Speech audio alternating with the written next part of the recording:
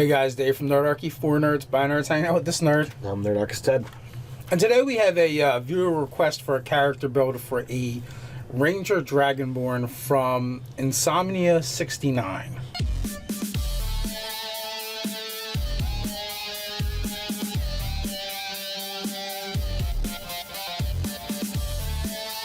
Before we get into the character build, why don't you jump down to the description below, sign up for Nerdarchy, the newsletter. It's a great way to get gaming tips delivered straight to your inbox, as well as learn how to game with us. So, my guess is we're not going to be going with a dex-based Ranger. Right. We're not looking to go, Mr. Archer here. We're looking to more in-your-face cutter, if you would.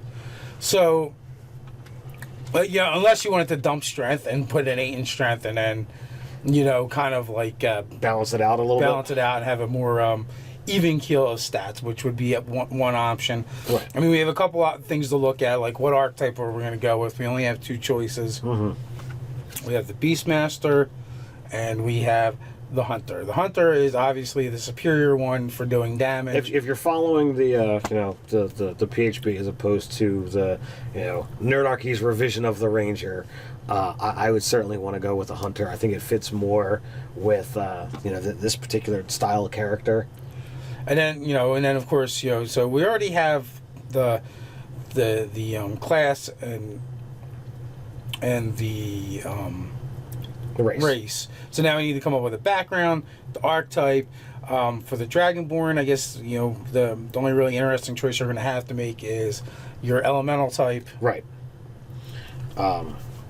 Now, I was thinking, depending upon where you want to go with this character, I'm always fond of choosing white because I think that they get the shaft in this edition, or in pretty much D&D. They're the least of dragon kind, but I think there's a lot of fun that can be done with it.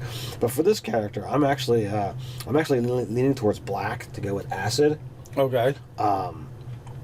I would definitely go with the Hunter archetype. I would put my 14 in strength and my 15 in dex to net a 16 in both. Mm-hmm. So you're gonna be very, very martial and very tanky, even though you're. You said that net a 16 in both. Right, because you got a +2 to strength and +1 to con. No. Do I have it reversed? No, they get a charisma. Oh crap. Okay. But not only that, you said the strength and dex. Oh.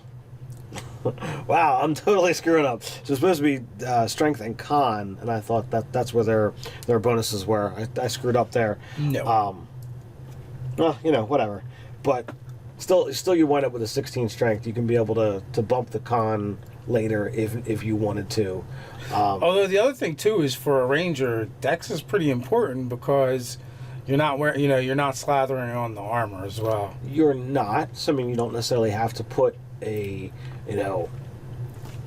super high score there. I mean, and then the other thing for a ranger as well, you get spellcasting, which is going to go off your wisdom. But if you're gonna, if you want to rely on your spells for alternate effects, right? Like healing or pass without trace. Pass without trace. You don't have to worry about trying to hit the modifier. Yeah. So your wisdom isn't necessary unless you really need to. Ranger is one of those builds where having a bad score anywhere can hurt you.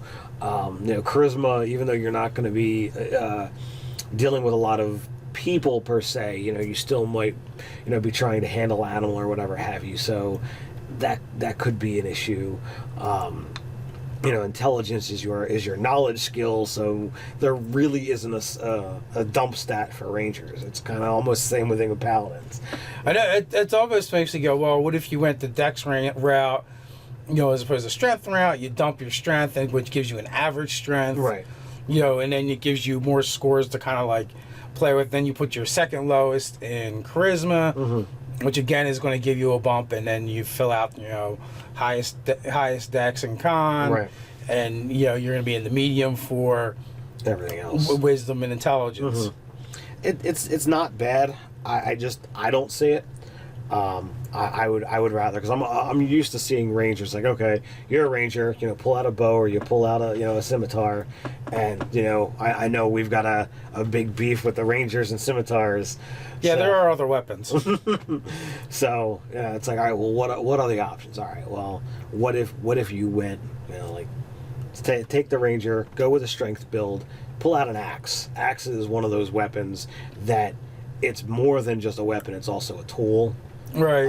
So it moves away from that. All right, well, let's just fight with a longsword. What are the ranger fighting styles again? It's archery, 2-weapon fighting. Yeah, archery, 2-weapon fighting.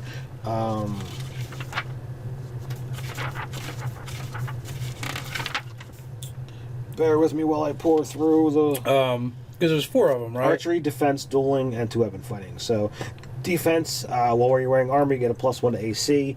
That could be a good one here. Dueling, when you're wielding a melee weapon in one hand and no other weapons, you get a +2 to damage rolls with that weapon.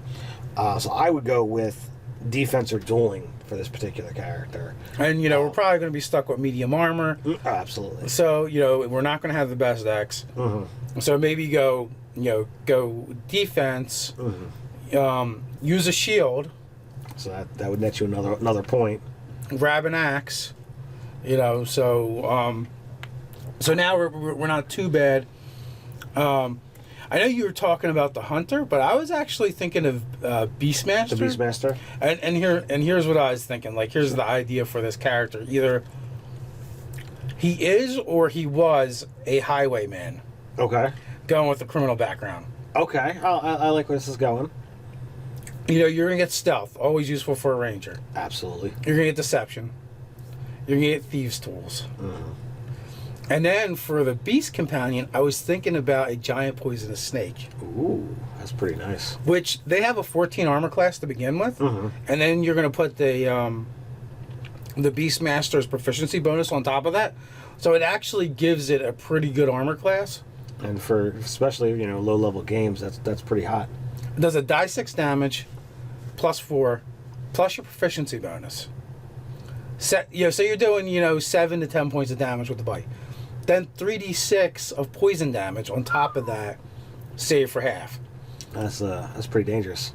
And I was I'm thinking like in the backstory, like one of the things he would do is, he'd hang out by the trail, wait for the wagon to go by, and the snake would drop into the wagon, right? So, medium-sized poisonous snake, that's like as big as a person. Absolutely. So, he jumps out of the brush, he's brandishing his axe or a crossbow or something. And he's like, give me the loots. And they're like, well, we're not giving you the loots, so there's only one of you. And he's like, well, look behind you. And they're like, that's the oldest trick in the book. We're not falling for that. And then they feel the snake's tongue like flicker their ear or something.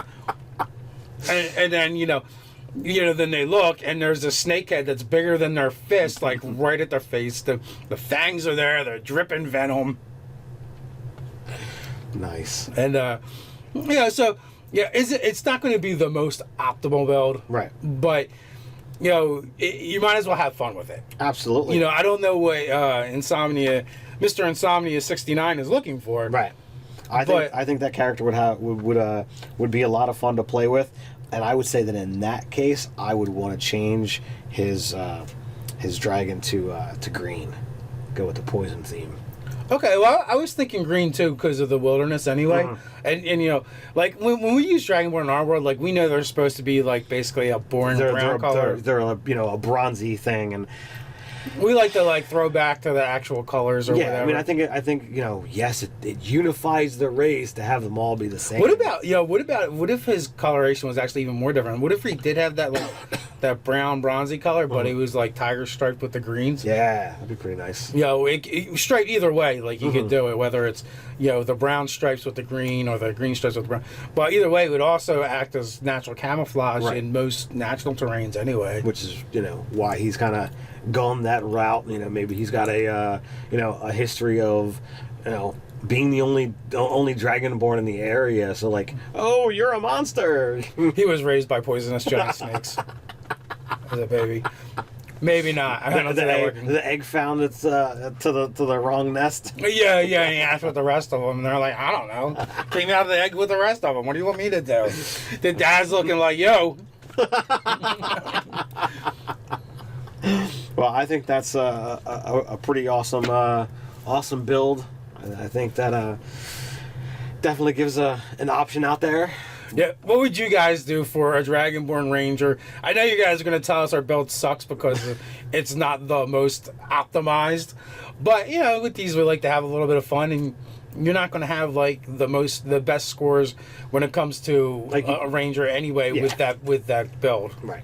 So, what do you guys think? Put your thoughts in the comments below. While you're at it, like, share, even subscribe. You can check us over at nerdarchy.com. So until next time, stay nerdy.